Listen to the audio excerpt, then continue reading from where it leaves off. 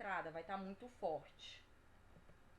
Então, pessoal, essa definição de solução diluída ou concentrada nos leva a 3 definições extremamente importantes para o estudo das soluções, tá?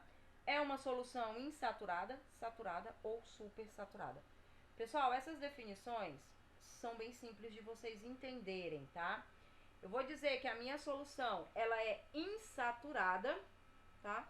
Quando ela tiver uma pequena quantidade de soluto, ou seja, o soluto, a quantidade de soluto presente na solução vai ser inferior à quantidade dele na curva de solubilidade, tá? No CS, coeficiente de solubilidade. A gente vai ver mais pra frente, tá? Detalhado o que é esse coeficiente de solubilidade. A solução, ela vai ser saturada quando você tiver a quantidade de soluto exatamente dentro do coeficiente de solubilidade. Você dissolveu exatamente a quantidade certa. E supersaturada quando você tiver uma quantidade de soluto acima do coeficiente de solubilidade. Voltemos para o nosso suco de limão. Solução insaturada vai ser quando você tiver, o primeiro exemplo lá, né, 1 litro de água para 1 limão espremido. Saturada quando o suco do limão estiver exatamente no sabor que você gosta, do jeitinho que você quer, quantidades certinhas para limão e água. E supersaturada, o exemplo anterior que a gente usou de limão e água para uma solução que está concentrada, tá?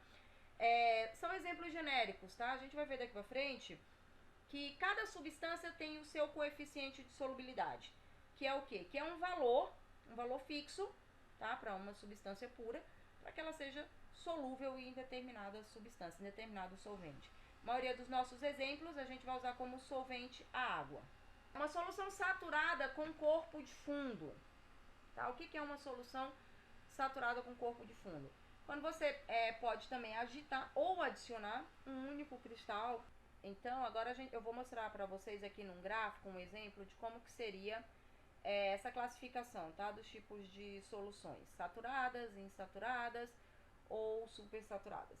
Então, veja bem, a gente falou que uma solução ela é insaturada quando ela está abaixo do coeficiente de solubilidade, ou seja, a quantidade de soluto está abaixo da quantidade do coeficiente de solubilidade. Então, a gente vai considerar essa curva em azul como sendo a curva que representa o coeficiente de solubilidade, tá? De uma determinada substância. Então, tudo que tiver abaixo dessa curva vai ser solução insaturada, tá? Insaturada, ou seja, a quantidade de soluto é menor do que o coeficiente de solubilidade. Tudo que tiver acima dessa curva vai ser solução supersaturada. Pessoal, para a gente considerar uma solução saturada, insaturada ou supersaturada, a gente tem que levar em consideração também a temperatura, tá? Porque não é a mesma temperatura que você vai dissolver uma mesma quantidade, tá? E tudo que tiver nessa curva azul, em cima, exatamente a curva azul representa o coeficiente de solubilidade. Então, para que vocês entendam, veja o seguinte. Pensemos numa temperatura de 0 graus Celsius. A 0 graus Celsius eu quero dissolver uma determinada substância em 100 gramas de água. Então, quanto que eu vou precisar dessa substância? Aí você vai lá no gráfico, temperatura que está no eixo X, solubilidade em água que está no eixo Y. Então, ó, a 0 graus Celsius, essa substância ela vai dissolver quanto? Ali aproximadamente uns 23,5 mais ou menos dessa substância em 100 gramas de água. Agora, se eu considerar a 60 graus Celsius, quanto que eu consigo dissolver dessa substância? Aí você vai lá no eixo X, 60 graus, e vai até tocar a linha de a curva azul, tá? Que é o coeficiente de solubilidade. Então, um pouco mais de 100 gramas, tá? Deu para entender? Considerando 100 graus Celsius. 100 graus Celsius, você vai lá, segue a curva até na hora que tocar a curva azul. Então, a 100 graus Celsius, você vai estar próximo de 250 gramas, tá? Só para vocês entenderem como que vocês determinam. Então, pessoal, se eu disser que a 60 graus Celsius eu estou utilizando 50 gramas de uma substância qualquer, de uma determinada substância, tá? Para esse gráfico aí. A 60 graus, 50 gramas, a solução vai ser saturada, insaturada ou supersaturada. Aí você vai lá no gráfico. A 60 graus, observa que 50 gramas, ela não toca a curva azul.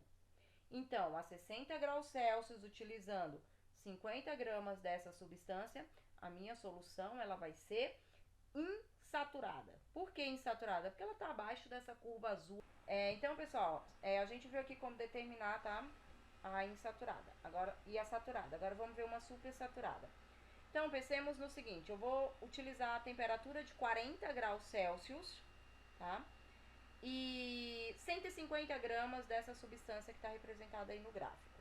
Então, você vai lá no gráfico, eixo X, 40 graus Celsius, 40, aí você sobe até encostar em 150. Quando você encontra o 40 com 150, tá acima, abaixo dessa curva azul. Tá acima, né? Então, se tá acima da curva azul, a solução ela é supersaturada.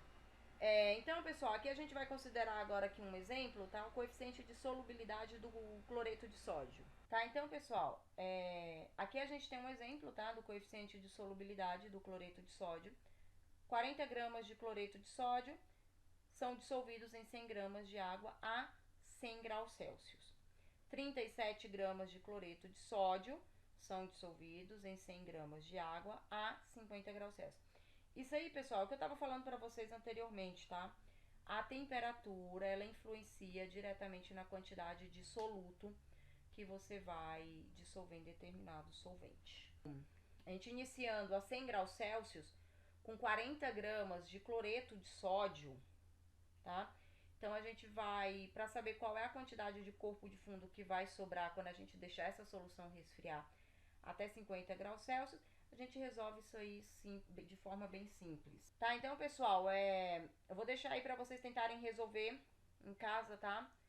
Determinarem para mim qual é a quantidade que vai ter em repouso, tá? Quando essa solução resfriar de 100 para 50 graus Celsius, tá? Então, hoje eu estou disponibilizando para vocês a explicação da matéria, tá bom? Do último conteúdo que estava faltando pra gente finalizar a apostila. Tentem resolver esse último exercício aí, tá? Determinar a quantidade de corpo de fundo que vai sobrar, que vai aparecer, desculpa, quando você resfriar essa solução de 100 graus Celsius para 50 graus Celsius. Então, vocês vão resolver isso aí. E na próxima aula eu vou colocar para vocês a resolução desse desafio aí que eu tô deixando para vocês. E vou resolver os exercícios da apostila com vocês. Se vocês quiserem ir adiantando aí a resolução dos exercícios da apostila, página 232, página 235 e página 238, tá, pessoal? O restante da apostila a gente já fez. E aí, na próxima aula, eu vou fazer a resolução com vocês. Tchau.